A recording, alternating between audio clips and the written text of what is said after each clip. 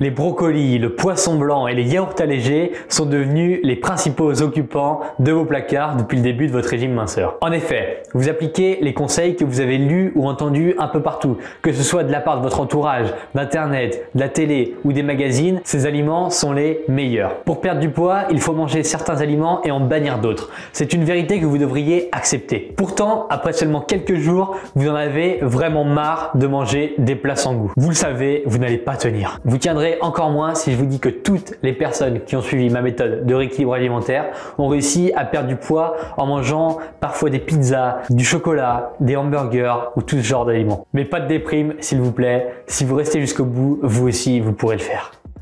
Le message général véhiculé par les régimes est la restriction. Bannir absolument certains aliments, en privilégier certains autres, mais vous allez voir, la pratique est bien différente de cette théorie fumeuse véhiculée par des vendeurs malhonnêtes. Il est possible et même indispensable de manger ce qui vous plaît pendant une phase de perte de poids. Pour la simple raison que ça vous aidera et ça garantira l'atteinte de votre résultat sans frustration. Et surtout que ça vous empêchera de vous jeter sur tous ces aliments bannis dès la fin de votre régime.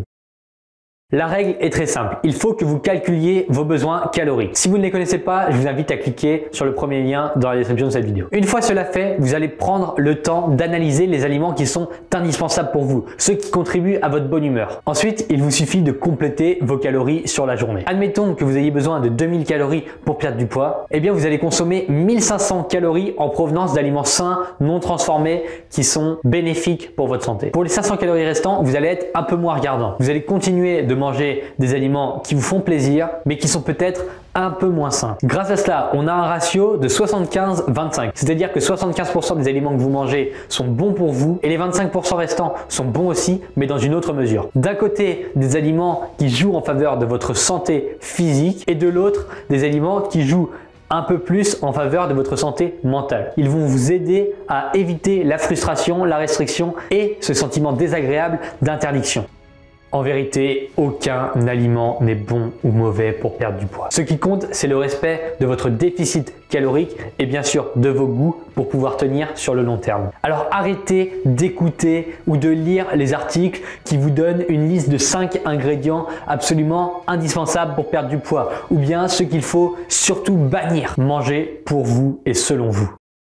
Si la mise en pratique de cette méthode vous intéresse, il faut y passer un peu de temps, je ne vais pas vous le cacher. Plutôt que de vous faire une vidéo de 2 heures qui n'intéressera pas tout le monde, je vous ai créé un guide complet de 30 pages seulement pour les plus motivés. Grâce à cet e-book que vous pouvez obtenir gratuitement, vous pourrez créer votre propre rééquilibrage alimentaire personnalisé pour perdre du poids. Il vous suffit alors de cliquer sur le premier lien dans la description. N'oubliez pas de me laisser un pouce bleu si cette vidéo vous a aidé. Abonnez-vous pour ne pas rater les suivantes et partagez-la si vous pensez qu'elle peut aider du monde autour de vous. Merci.